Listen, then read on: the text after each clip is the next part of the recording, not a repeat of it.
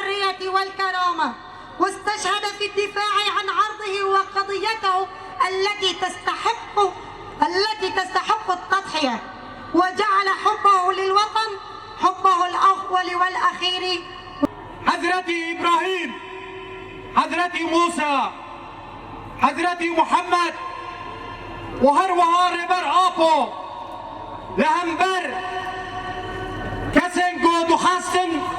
زورداری لسر گلان چه بکن لهمبری نمرودان، لهمبری فرعونان،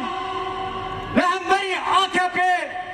و حکومت دولت ترک جهو دیروکاش دایکبونه 1975 حج خلیل دیروکا تبلیبونه 2019 جهو دیروکا شهادت دیدی دهان 2022 دو قناخا دویامین یا بر خدا ناصر دمه